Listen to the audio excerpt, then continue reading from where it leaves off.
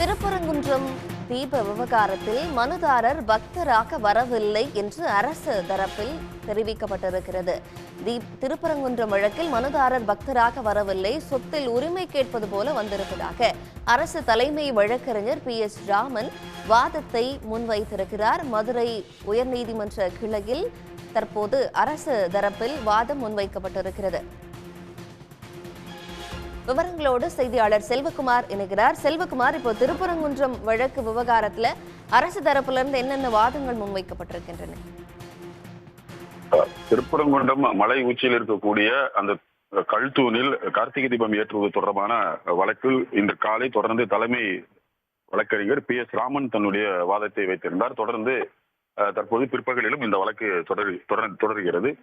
மீண்டும் தலைமை வழக்கறிஞர் பேசும்போது இந்த தீபத்தின் குறிப்பாக இந்த ஏற்கனவே இருக்கக்கூடிய இந்த தீபத்தின் பல ஆண்டுகள் உண்மையான பழமையான ஒரு தீபத்தின் என அவர் தெரிவித்திருக்கிறார். அது மட்டுமல்ல, இந்த வழக்கை பொறுத்தளவில் மனுதாரர் பக்தராக இங்கு அவர் மனு தாக்கல் செய்யவில்லை, ஏதோ சொத்தில் உரிமை வேண்டும் என்பது போல் இந்த மனுவை தாக்கல் செய்திருக்கிறார்.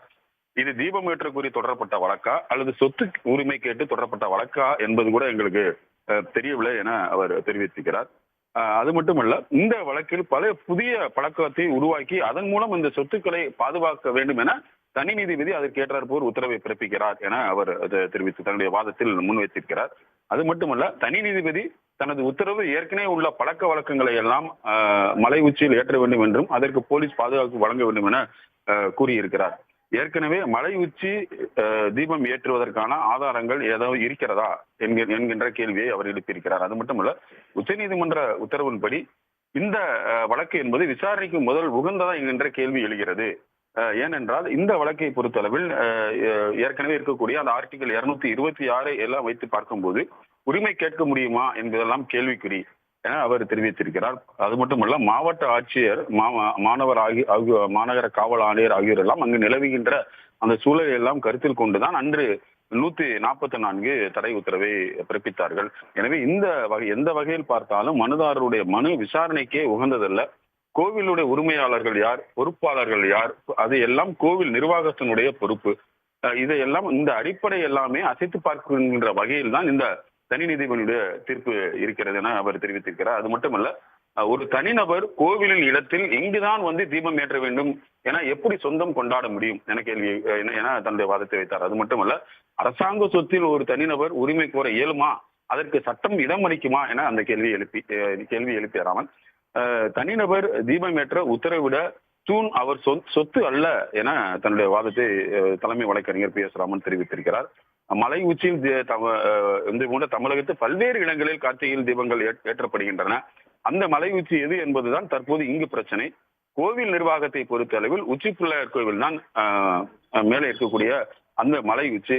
திருவண்ணாமலையை பொறுத்த அளவில் அங்கு 4-5 பேர்கள் மட்டும் மேலே சென்று தீபத்தை ஏற்றுவார்கள். அதைத்தான் மாவட்ட நிர்வாகம் அனுமதிக்கிறது. இது மட்டும் இல்லாமல் இது போல, அதாவது இந்த வழக்கை பொறுத்தளவில் எப்படி மாவட்ட நிர்வாகம் எத்தனை பேர் மேலே சென்று தீபம் ஏற்ற வேண்டும் என்பதை முடிவு செய்ய முடியும் என அனைவரும் சென்று தீபங்களை ஏற்றுங்கள் என்று சொன்னால் அந்த நிலை என்னவாகும் என கூறியிருக்கிறார். குறிப்பாக அவர் பிரதானமாக கூறுவது, ஒரு கோயில் தனிநபர் அரசாங்கத்துடைய சொத்தில் இந்த தூணில் தான் தீபம் ஏற்றுகின்ற சொல்லுகின்ற உரிமை அவருக்கு கிடையாது என தன்னுடைய வாதத்தை முன்வைத்து தற்போது தன்னுடைய வாதத்தையும் தலைமை வழக்கறிஞர் நிறைவு செய்திருக்கிறார். ஏற்கனவே இன்று காலை நடைபெற்ற அந்த விவாதத்திலும் கூட இந்த தீபத்தின் தொடர்பான பல்வேறு விவரங்களை தலைமை வழக்கறிஞர் தெரிவித்திருந்தார். 1920 தீர்ப்புகளின் படி இந்த தர்கா இருக்கக்கூடிய இடம், அந்த தீபத்தூண் இருக்கக்கூடிய இடம், தூண் இருக்கக்கூடிய எல்லாம் ஏற்கனவே குறிப்பிடப்பட்ட தகவலை எல்லாம் கூறி தன்னுடைய வாதத்தை நிறைவு செய்திருக்கிறார். தற்போது மனுதாரர்கள் தங்களுடைய வாதத்தை பேசி வருகிறார்கள். உடனுக்குடன் செய்திகளை தெரிந்து கொள்ள சன் நியூஸ் பெல் ஐகானை கிளிக் பண்ணுங்க.